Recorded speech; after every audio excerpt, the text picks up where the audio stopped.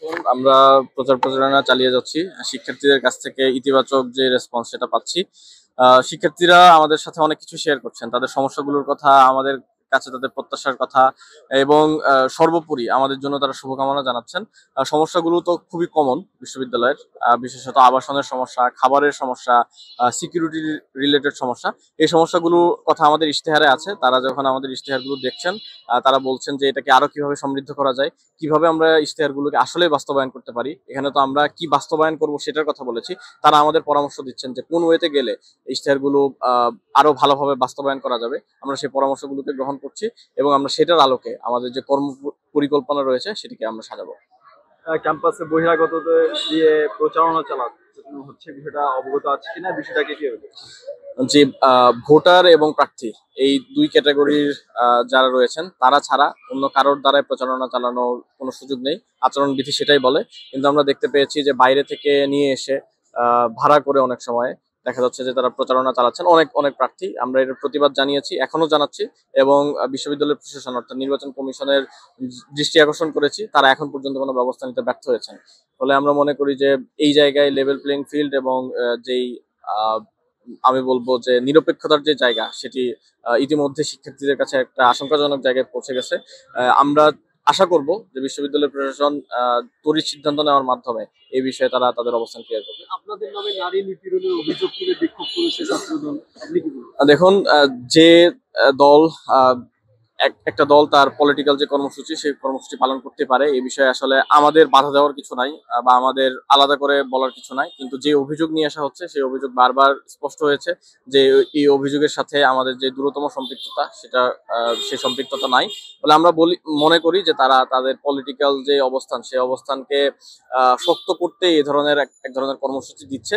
কিন্তু শিক্ষার্থীরা আসলে এটাকে প্রত্যাখ্যান করেছে, কারণ ইতিমধ্যে পরিষ্কার হয়েছে বিশ্ববিদ্যালয় প্রশাসন তার বিরুদ্ধে ব্যবস্থা নিয়েছে। আমরা সরাসরি ফর্মালি এই ধরনের যে কমেন্ট সেই কমেন্টের প্রতিবাদ জানিয়েছি, বিশ্ববিদ্যালয় প্রশাসনের কাছে অভিযোগও দিয়েছি।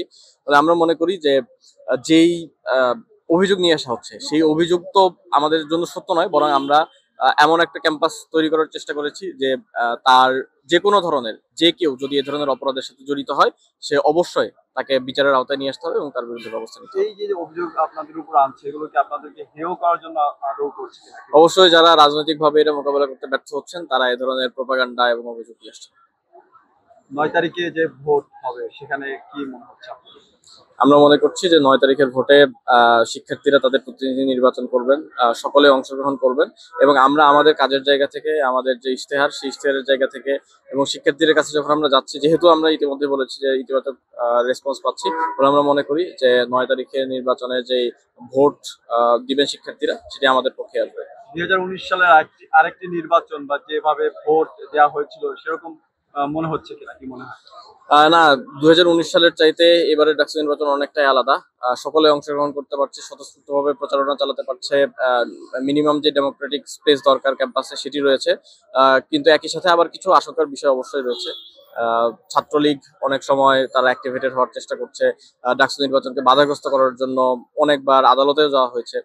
ফলে আমরা মনে করি যে কিছু আশঙ্কা তো অবশ্যই রয়েছে, কিন্তু শিক্ষার্থীদের যেই আকাঙ্ক্ষা সেই আকাঙ্ক্ষার আলোকে 9 তারিখে ডাকসু নির্বাচন অনুষ্ঠিত হবে, এবং যদি এটাকে কেউ বানচালের চেষ্টা করে, কোনো ধরনের যদি ষড়যন্ত্র হয়, শিক্ষার্থীদের সহ আমরা এটার বিরুদ্ধে স্বল্প অবশ্যই ভোট কেন্দ্রে শিক্ষার্থীরা প্রায় 39,000 শিক্ষার্থী, তারা কি সবাই ভোট দিতে পারবে বলে মনে হয় আপনার কাছে? না, যে বিষয়টি করা হয়েছে অর্থাৎ যে পরিমাণ ভোট কেন্দ্র, এই ভোট কেন্দ্র অবশ্যই কম।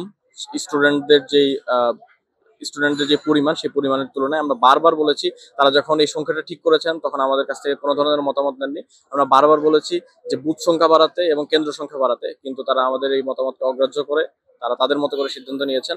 এবং আমরা মনে করি এটাতে ঢাকা বিশ্ববিদ্যালয়ের শিক্ষার্থীরা যারা রয়েছেন, যারা ভোট দেওয়ার জন্য আগ্রহী হবেন, তাদের জন্য অনেক হ্যাসেল তৈরি করবে, কারণ দীর্ঘ লাইন দিতে হবে। আমরা যতটুকু দেখেছি যেই জায়গাগুলোতে ভোট কেন্দ্র স্থাপন করা হয়েছে, আমরা মনে করি যে এখনো যদি সুযোগ থাকে তাহলে অবশ্যই ভোট কেন্দ্র বাড়ানো উচিত এবং ভোট কেন্দ্রগুলোর ভেতরে বুথগুলো আরো বাড়ানো উচিত। একটা অভিযোগ আসছে, নতুন যারা ভোটার তারা অনেকে বলছে যে তারা ভোট দিতে পারছে না বা কিভাবে ভোট দেবে তারা আদৌ জানে না। এই বিষয়ে আপনাদের কি বলা হয়? আমরা প্রেস ব্রিফিং এর মাধ্যমে বলেছিলাম যে দ্রুত সময়ের ভেতরে একটা টিউটোরিয়াল তৈরি করার জন্য, যে নতুন যারা ভোটার, অর্থাৎ আমরাই সর্বশেষ ব্যাচ ছিলাম যারা ডাকসু নির্বাচনে মানে ভোট দিতে পেরেছিলাম 2018-19 সেশনের যারা ছিলেন। এরপরে যারা এসেছেন তারা ডাকসু নির্বাচন পাননি। ফলে তাদের সহজার্থে আমরা বারবার বলেছি বিশ্ববিদ্যালয় প্রশাসনকে যে তারা কি সিস্টেমে যাচ্ছেন, তাদের ব্যালট সিস্টেম গুলো কিরকম হবে এটা বারবার রিভিল করার জন্য, কিন্তু তারা এটা করতে ব্যর্থ হয়েছেন। আমরা মনে করি যে এটা দ্রুত সময়ের ভিতরে করা দরকার। আমরা বারবার বলেছি, কিন্তু বিশ্ববিদ্যালয় প্রশাসন এটা আমলে নেয়নি।